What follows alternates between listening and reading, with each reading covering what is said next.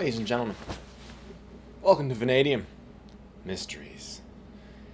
Tonight's episode will be about political speeches. And there is a political speech that I heard years ago that has haunted me. And I'll tell you the year, it was in the early 60s. And I don't want to tell you who actually gave the speech, but it would just say it was a very high-level politician at the time who held a high-level office. And some of you are probably familiar with the speech. You may, as I'm reading it, discover a part and be like, oh, I know what this is. But it's actually amazing to listen to these words, or to read these words in the context of what's going on today. And so I just thought I would read it and at the end tell you who gave the speech. And so just to tell you, I guess where it took place was at the fancy Waldorf Astoria Hotel in New York City. And it was in the early 60s. So I don't give it away exactly, in April. So here is the speech. Mr. Chairman, ladies and gentlemen, I appreciate very much your generous invitation to be here tonight. I have selected as the title of my remarks tonight, The President and the Press. Some may suggest that this would be more naturally worded, the President versus the Press, but those are not my sentiments tonight. Nevertheless, my purpose here tonight is not to deliver the usual assault on the so-called one-party press. On the contrary, in recent months, I have rarely heard any complaints about political bias in the press, except for a few Republicans. Nor is it my purpose tonight to discuss or defend the televising of presidential press conferences. I think it is highly beneficial to have some 20 million Americans regularly sit in on these conferences to observe. If I may say so, the incisive, the intelligent, and the courteous qualities displayed by your Washington correspondents. Yes, definitely a bygone era. That was my remark, not part of the speech. Nor, finally, are these remarks intended to examine the proper degree of privacy which the press should allow to any president and his family. My topic tonight is a more sober one of concern to publishers as well as editors. I want to talk about our common responsibilities in the face of a common danger. The events of recent weeks may have helped to illuminate the challenge that for some, but the dimensions of its threat have loomed large on the horizon for many years. Whatever our hopes may be for the future, for reducing this threat or living with it, there is no escaping either the gravity or the totality of its challenge to our survival and to our security, a challenge that confronts us in unaccustomed ways in every sphere of human activity. This deadly challenge imposes upon our society two requirements of direct concern, both to the press and to the president. Two requirements that may seem almost contradictory in tone, but which must be reconciled and fulfilled if we are to meet this national peril. I refer first to the need for a far greater public information, and second, to the need for far greater official secrecy. The word secrecy is repugnant in a free and open society. And we are, as a people, inherently and historically opposed to secret societies, to secret oaths, and to secret proceedings. We decided long ago that the dangers of excessive and unwarranted concealment of pertinent facts far outweighed the dangers which are cited to justify it.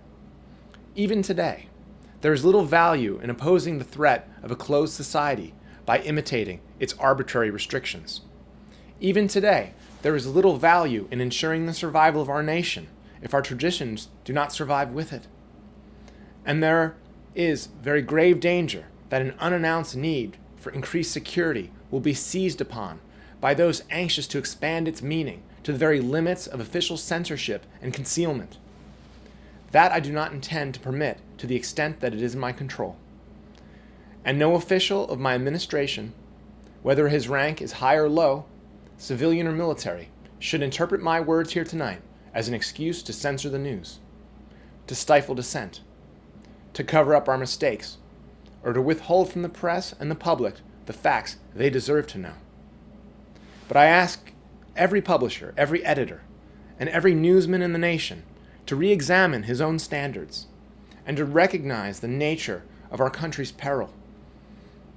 In time of war, the government and the press have customarily joined in an effort based largely on self-discipline to prevent unauthorized disclosures to the enemy. In times of clear and present danger, the courts have held that even the privileged rights of the First Amendment must yield to the public's need for national security. Today, no war has been declared, and however fierce the struggle may be, it may never be declared in the traditional fashion. Our way of life is under attack. Those who make themselves our enemy are advancing around the globe. The survival of our friends is in danger, and yet no war has been declared. No borders have been crossed by marching troops, and no missiles have been fired. If the press is awaiting a declaration of war before it imposes the self-discipline of combat conditions, then I can only say that no war ever posed a greater threat to our security. If you are awaiting a finding of clear and present danger, then I can only say that the danger has never been more clear and its presence has never been more imminent. It requires a change in outlook, a change in tactics, a change in missions, by the government, by the people, by every businessman or labor leader, by every newspaper. For we are opposed around the world by a monolithic and ruthless conspiracy that relies primarily on covert means for expanding its sphere of influence, on infiltration instead of invasion, on subversion instead of elections, on intimidation instead of free choice, on guerrillas by night instead of armies by day. It is a system which has conscripted vast human and material resources into building a tightly knit, highly efficient machine that combines military, diplomatic, intelligence, economic, scientific, and political operations. Its preparations are concealed, not published. Its mistakes are buried, not headlined. Its dissenters are silenced, not praised.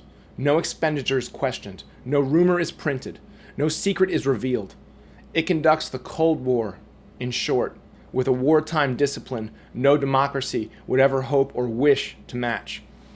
Nevertheless, every democracy recognizes the necessary restraints of national security, and the question remains whether those restraints need to be more strictly observed if we are to oppose this kind of attack as well as outright invasion. For the facts of the matter are, this nation's foes have openly boasted of acquiring through our newspapers information they would otherwise hire agents to acquire through theft, bribery, or espionage. That details of this nation's covert preparations to counter the enemy's covert operations have been available to every newspaper reader, friend, or foe alike. That the size, the strength, the location, and the nature of our forces and weapons, and our plans and strategy for their use, have all been pinpointed in the press and other news media to a degree sufficient to satisfy any foreign power.